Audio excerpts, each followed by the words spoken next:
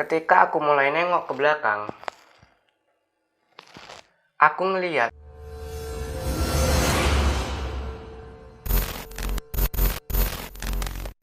Sugeng rawuh untuk kalian semua. Apa kabar kalian semua? Semoga kalian dalam keadaan yang baik-baik saja. Oke teman-teman, di kesempatan kali ini aku akan membawakan cerita dari salah satu pria yang berasal dari Bandung. Sebut saja namanya Andi. Andi mengalami rentetan kejadian mistis sepulang mengantarkan pacarnya pulang ke Solo. Gimana ceritanya? Saksikan terus videonya. Untuk kalian yang belum subscribe, ayo subscribe sekarang ke channel ini karena subscribe itu gratis. Cerita dimulai. Tanggal 10 Juni 2020 adalah tanggal di mana aku dan pacarku yang bernama Ayu bertemu kembali setelah sekian lama tidak bertemu karena adanya pandemi COVID-19. Kebetulan aku tinggal di Bandung, sedangkan Ayu tinggal di Solo. Sebelum adanya pandemi COVID-19, kami bertemu 1-2 kali setiap bulan. Tapi karena adanya pandemi ini, kami tidak bertemu hampir 4 bulan lamanya. Setelah 4 bulan lamanya kita nggak bertemu, tiba-tiba Ayu mengirimkan foto dan Ayu berkata, "Yang, aku TW ke Bandung." Di sini aku sedikit kaget karena sebelumnya Ayu gak pernah ngomong pengen pergi ke Bandung. Yang bikin aku khawatir adalah dia pergi ke Bandung sendirian dengan mengendarai mobil. Tapi aku mengizinkan Ayu untuk pergi ke Bandung sendirian karena aku tahu kalau Ayu itu adalah wanita yang tangguh. Singkat cerita, Ayu sampai di Bandung pukul 10 malam. Dan ketika di Bandung, kami berdua menghabiskan waktu bersama tanpa ada kendala dan kejadian apapun. Nggak terasa, sudah 4 hari Ayu berada di Bandung dan ia harus kembali ke Solo. Saat itu Ayu memutuskan untuk kembali ke Solo sendirian. Tapi aku nggak tega dan aku memutuskan untuk menemani Ayu pulang ke Solo. Sampainya di Solo, aku hanya menginap 1 malam karena tujuan utama aku ke Solo adalah untuk mengantarkan Ayu pulang. Aku memutuskan untuk kembali ke Bandung besok sore dengan menggunakan bus. Esok harinya, pukul 4:30 sore, aku tiba di Terminal Tirtonadi Solo dan aku bergegas untuk mencari bus yang sudah aku pesan semalam. Setelah 5 menit aku mencari-cari, akhirnya aku menemukan bus yang telah aku pesan semalam. Karena jam keberangkatan bus sudah mepet, aku pun bergegas untuk naik ke dalam bus. Saat aku naik ke dalam bus itu dalam keadaan kosong. Tidak ada satu orang pun selain aku. Gak butuh waktu lama, bus yang aku naiki mulai jalan. Dan ternyata bus itu hanya berisikan 1 penumpang saja, yaitu aku. Karena aku sendirian, aku memutuskan untuk pindah ke kursi paling depan di bagian belakang sopir, agar aku bisa mengobrol bareng supir dan kernet bus. Aku pun mulai membuka obrolan. "Pak, kok kosong busnya?" "Iya pak, gara-gara corona nih, ditambah harganya naik 2 kali lipat." "Jadi ini cuma aku pak penumpangnya?" "Iya pak, hehe." Alhamdulillahnya, ternyata sopir dan kernet bus itu ramah. Jadi, aku bisa lebih akrab sama mereka. Setelah asik ngobrol dengan sopir dan kernet bus, tak terasa hari pun mulai gelap. Dan rasa kantuk pun mulai datang. Di sini, aku memutuskan untuk langsung tidur. Tak lama kemudian, aku pun terbangun. Dan waktu itu, jam menunjukkan pukul 8 malam. Keadaan bus waktu itu gelap gulita dan tak ada penerangan sedikit pun. Di situ aku mulai merasa jenuh dan aku memutuskan untuk pergi merokok di area smoking room bagian belakang bus. Ketika aku mulai nengok ke belakang, aku ngeliat sesosok wanita yang duduk di bagian belakang bus dengan posisi menunduk. Di situ aku kaget dan aku memutuskan untuk duduk sebentar. Dalam hati aku bergumam, kok ada orang? Padahal kan cuman aku penumpangnya. Apa mungkin dia tadi naik di jalan ketika aku tidur? Halah, ya sudahlah, aku nggak peduli. Setelah itu, aku pun memutuskan untuk berjalan ke bagian belakang bus. Ketika aku berjalan ke bagian belakang bus, aku sempatkan untuk menengok ke arah wanita yang duduk di bagian belakang karena aku sendiri penasaran dengan wajahnya. Tapi ketika aku melihat ke arah wanita itu, dia hanya tertunduk. Dalam hati aku berkata, mungkin dia sedang tidur. Aku pun melanjutkan untuk berjalan ke arah belakang bus dan masuk ke area smoking room. Setelah berada di area smoking room, aku memutuskan untuk langsung menghidupkan sebatang rokok dan langsung menghirupnya. Pada waktu itu, posisi duduk aku berada persis di belakang wanita itu dan hanya berjarak 2 kursi saja. Sembari aku menikmati sebatang rokok, aku melihat wanita itu dari arah belakang. Serasa pandanganku gak bisa lepas dari wanita itu. Tiba-tiba fokusku tertuju pada pakaian yang dikenakan oleh wanita itu. Wanita itu mengenakan pakaian berwarna putih dan terlihat sedikit kotor. Di sini aku mulai ngeliat keanehan, karena wanita itu gak bergerak sedikit pun. Ketika aku fokus memperhatikan wanita itu, tiba-tiba wanita itu menolehkan kepalanya dan melihat ke arahku. Aku pun kaget dan memalingkan pandangan dari wanita itu. Tak selang berapa lama, aku memberanikan diri untuk melihat wanita itu lagi. Ternyata wanita itu masih melihatku. Saat itu, kami saling menatap sekitar 3 detik. Dan aku sempat melihat wajahnya dengan jelas. Wajah wanita itu putih pucat, matanya hitam, dan rambutnya menutupi sebagian wajahnya. Sampai akhirnya, aku mengalihkan pandanganku ke arah lain. Ketika aku melihatnya kembali, wanita itu masih menatapku dengan keadaan yang melotot seperti ini. Aku pun mengalihkan pandanganku ke arah lain dan gak akan menatapnya kembali. Dalam hati aku berkata, apa mungkin dia tersinggung karena aku melihatnya?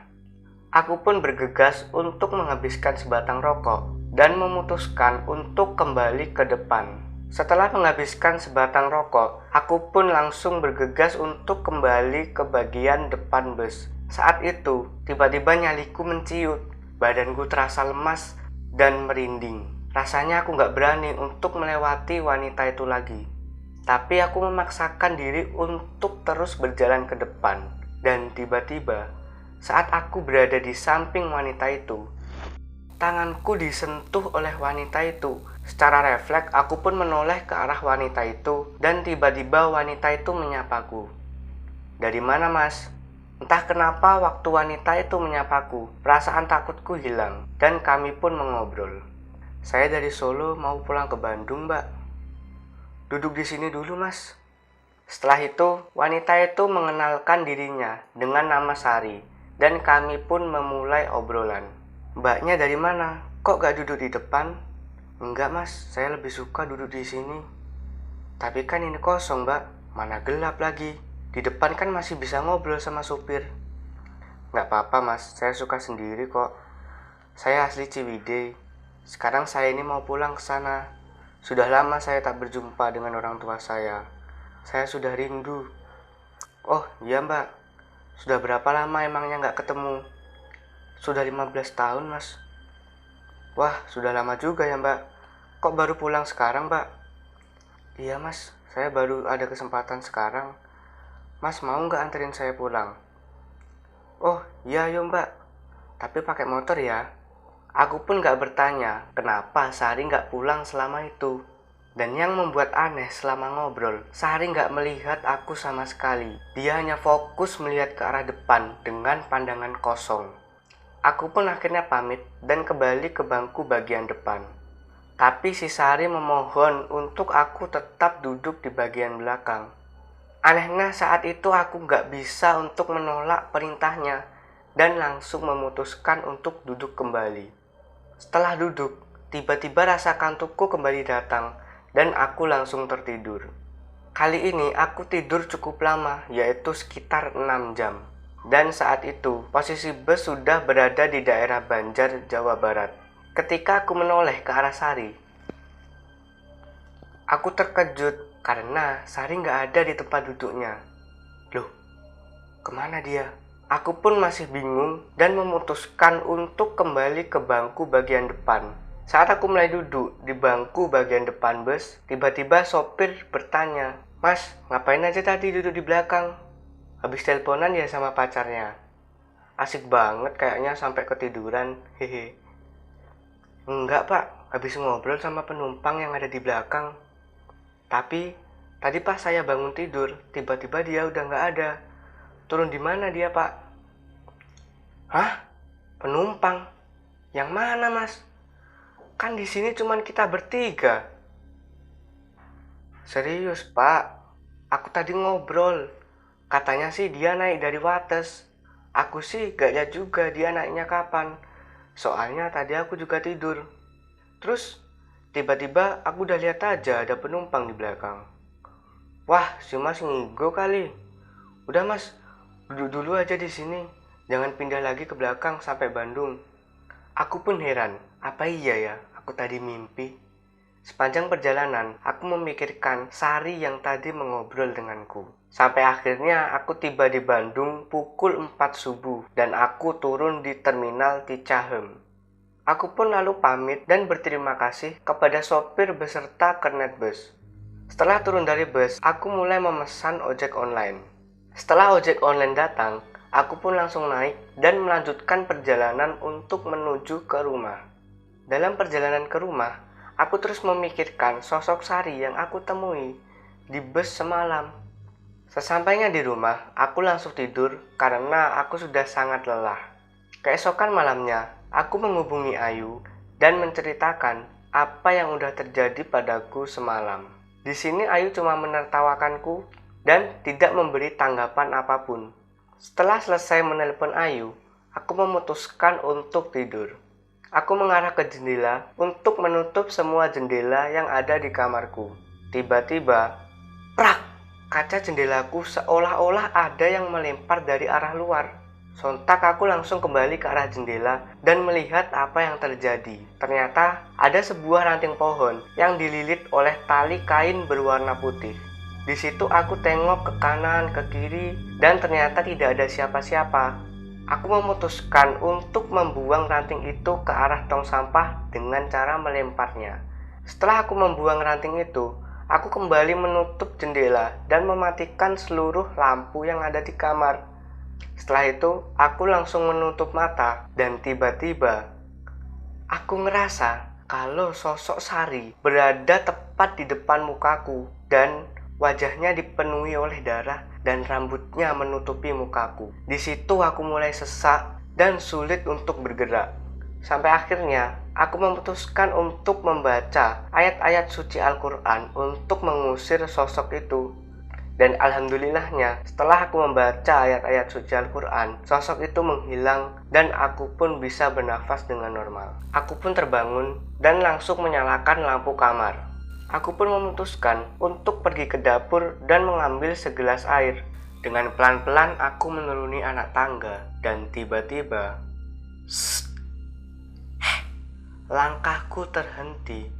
Selepas bisikan itu, aku mendengar suara hentakan kaki yang ada di dalam kamarku dan diiringi nyanyian Sunda. Setelah kurang lebih 1 menit aku berdiam di tangga, suara di kamarku pun hilang dan aku dengan cepat menuruni anak tangga dan segera menuju ke dapur. Setelah selesai minum di dapur, aku memutuskan malam itu tidur di ruang tamu karena aku gak berani kalau aku harus kembali ke kamar malam itu juga. Pagi pun tiba, aku dibangunkan oleh ibuku yang terheran-heran melihat aku tidur di sofa. Aku pun terbangun dan bergegas untuk kembali ke kamarku pagi itu. Ketika aku membuka pintu kamarku, aku kaget bukan main karena lantai kamarku itu sangat kotor dan penuh telapak kaki orang yang menginjak-injak tanah. Dalam hatiku berkata, siapa ya yang masuk ke kamarku? Aku berinisiatif untuk menanyakan hal ini ke ibuku. Bu, tadi masuk ke kamar aku gak? Enggak, kenapa emangnya? Ya udah gak apa-apa. Ternyata yang masuk ke kamar itu bukan ibu. Dan aku memutuskan untuk kembali ke kamarku dan membersihkan kamarku yang kotor itu. Ketika aku membersihkan kamar, tiba-tiba temanku yang bernama Reza datang ke rumah. Reza pun kaget melihat kondisi kamarku yang kotor seperti itu. Kamu ngapain? Kok masuk kamar gak cuci kaki dulu sampai kotor begini? Bukan aku. Lah terus siapa? Ntar aja aku ceritanya. Ini tanah kuburan loh. Ngaco ah kamu.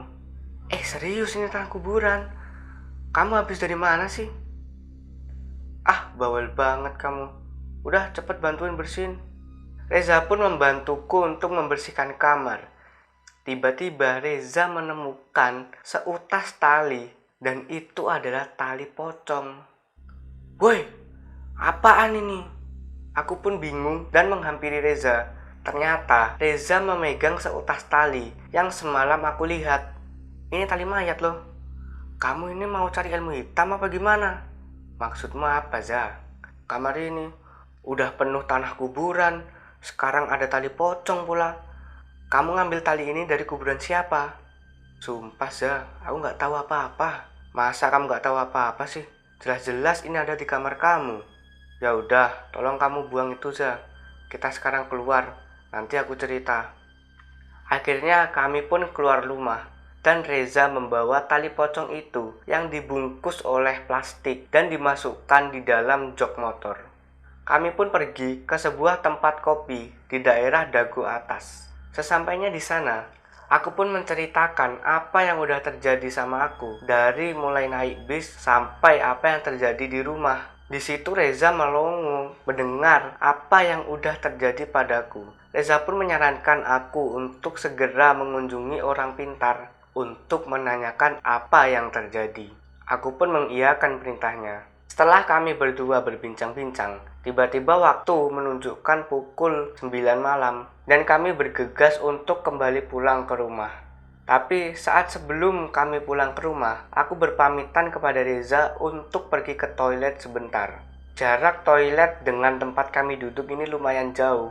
Tempatnya itu gelap dan bernuansa alam. Ketika aku berjalan menyusuri lorong ke arah toilet di belakang, aku melihat sesosok wanita yang sepertinya aku mengenalnya. Perawakannya sama seperti Sari yang aku temui di dalam bus. Dia memakai baju putih dan rambutnya panjang. Wanita itu tepat berada di depanku kurang lebih 10 meter. Dan kami berdua berjalan ke arah yang sama. Ternyata sosok itu mempunyai tujuan yang sama, yaitu ke kamar mandi. Akhirnya dia masuk ke kamar mandi wanita, sedangkan aku masuk ke kamar mandi pria.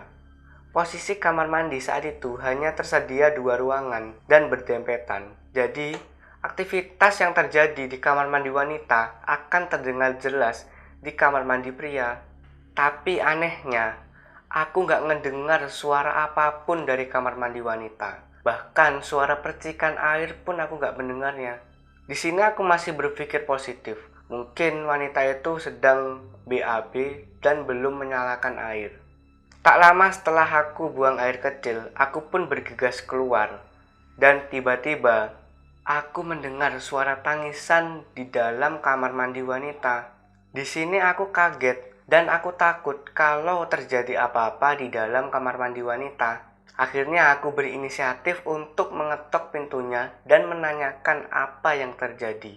Aku pun memberanikan diri untuk mengetok pintu dan bertanya, "Mbak, kenapa Mbak?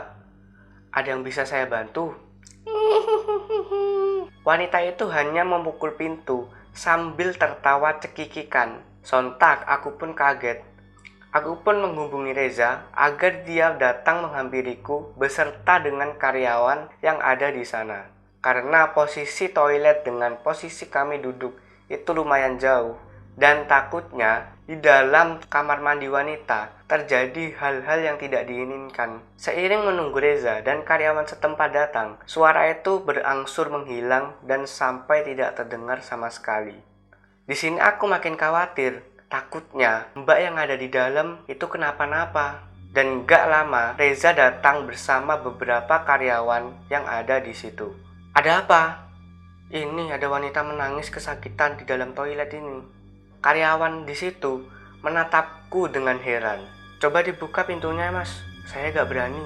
Soalnya pas tadi saya ketuk, malah dia seperti marah pada saya. Akhirnya salah satu karyawan mengetuk pintu kamar mandi wanita. Dan hasilnya tidak ada respon sama sekali. Setelah itu, salah satu karyawan mencoba untuk membuka pintu. Dan ternyata pintunya nggak dikunci. Akhirnya, karyawan tersebut membuka pintu kamar mandi wanita. Ternyata, tidak ada seorang pun yang ada di dalam kamar mandi. Reza dan karyawan yang ada di situ waktu itu menatapku dengan pandangan yang kesal. Sumpah, tadi ada orang nangis di situ. Aku gak bohong, Za. Kamu gak salah denger kan? Sumpah Za, kupingku tuh masih waras. Aku gak mabuk juga. Ya udah kita pulang yuk. Setelah percakapan itu, kami pun kembali ke parkiran untuk bergegas pulang ke rumah. Ketika kami menuju ke tempat motor kami bertemu seorang kakek yang menjadi tukang parkir di daerah situ. Tiba-tiba, tukang parkir itu berkata, "Pakai motor malam-malam gini bertiga, Kang." Kami pun heran dan sambil memandang wajah kakek itu. "Kami berdua kok, Pak." "Lah itu si Nengnya nggak diajak naik motor juga." "Si Neng siapa, Pak? Jangan bercanda ah, ini udah malam." Tiba-tiba bapak itu berkata, "Astagfirullahaladzim, Indit sih ya, Indit." Kami yang kebingungan hanya memandang wajah kakek itu. Kakek itu hanya menundukkan kepalanya dan gak mau ngeliat ke arah kami lagi. "Kenapa, Pak? Kamu bawa siapa itu?" "Kami hanya berdua, Pak. Ada yang mengikuti kalian." Sontak kami pun kaget. "Siapa, Pak? Kami hanya berdua." Dan akhirnya kakek tersebut menengok kembali ke arah kami. Akhirnya sudah pergi dia. "Sini Kang, ikut dulu sama saya." Kami pun mengikuti kakek untuk kembali ke arah resto. Kakek tersebut membawa segelas air dan membacakannya doa-doa. Kami yang masih bingung hanya bisa terdiam. Setelah itu kakek itu memberikan airnya kepada kami untuk kami minum. Kami pun meminumnya walaupun masih bingung apa maksud kakek ini. "Kang, jangan pulang dulu ya. Diam dulu saja di sini." "Emang kenapa, Pak?" "Tadi ada yang ngikutin kalian. Dia wanita. Makanya tadi saya nanya, kenapa si Nengnya nggak ikut dibonceng. Lalu tiba-tiba saya melihat wajah si wanita itu berubah menjadi hancur. Mukanya penuh darah, matanya hampir keluar. Makanya saya nunduk gak berani lihat lagi." "Lalu kami harus bagaimana, Pak?" "Sudah, kalian diam dulu saja di sini. Jangan dulu pulang." Lalu kami pun menuruti perintah si kakek itu. Dan akhirnya si kakek menyuruh kami pulang. "Silahkan Kang kalau mau pulang." Setelah itu kami pun bergegas untuk pulang. Dan aku memutuskan untuk mampir ke rumah Reza sebentar untuk membicarakan apa yang terjadi tadi. Lalu Reza menyarankan aku untuk sesegera mungkin menemui orang pintar. Entah kenapa hatiku menolak untuk pergi ke orang pintar. Tapi waktu itu aku mengiyakan perintah Reza agar tidak ada perdebatan di antara kami malam itu. Setelah itu aku pamit untuk pulang ke rumah. Dan apa yang terjadi ketika aku pulang ke rumah nantikan di part selanjutnya. Mungkin cukup sekian video saya kali ini dan nantikan terus video-video saya selanjutnya. Saya Bagas Arya Suta pamit undur diri. Goodbye.